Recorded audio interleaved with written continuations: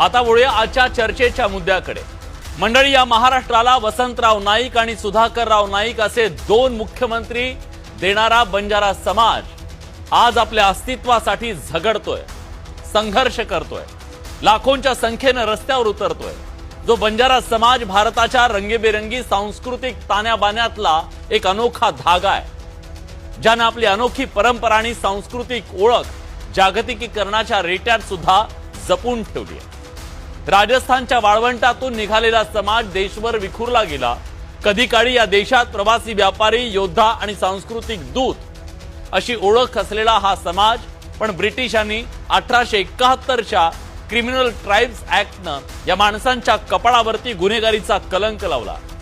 तिथून या गौरवशाली समाजाची दुरवस्था सुरू झाली, जी स्वातंत्र्याच्या 75 वर्षानंतर सुद्धा संपलेली नाहीये।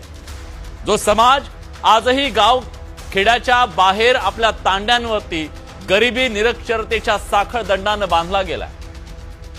स्वतःच्या जमिनीचा तुकडा नाही, दुसऱ्याच्या उसाच्या फडात जनावरासारखं कष्ट करणाऱ्या समाजाच्या वाट्याला स्वातंत्र्याची फक्त इथं चिपाड आली। 40% समाज आजही ऊसतोडी करतोय, पाठीवर संसार टाकून 6-6 महिने स्थलांतर करतोय।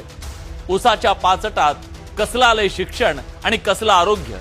एआयच्या जमान्यात सुद्धा फक्त साक्षर होण्यापुरतं शिक्षण, जगण्यापुरते पैसे आणि डोकं झाकेल एवढं छप्पर अशी तांड्यावरच्या या माणसांची विदारक अवस्था आहे।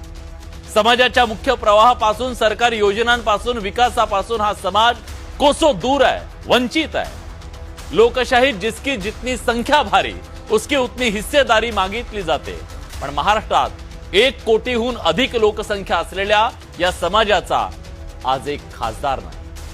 स्थानिक स्वराज्य संस्थांमध्ये फारसं प्रतिनिधित्व नाही, त्यामुळे मागे पडल्याची भावना तीव्र आहे आणि त्यातून निर्माण झाली एक प्रचंड मोठी अस्वस्थता, आणि तीच अस्वस्थता लाखोंच्या संख्येनं आज आपल्याला रस्त्यावर दिसते।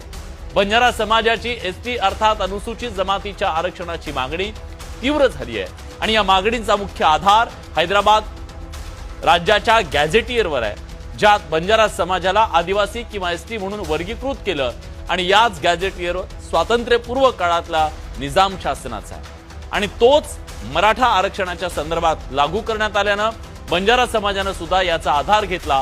प्रश्न आहे, खरंच बंजारा समाजाची मागणी ऐतिहासिक, कायदेशीर आणि सामाजिक पातळीवर संवैधानिक आहे का?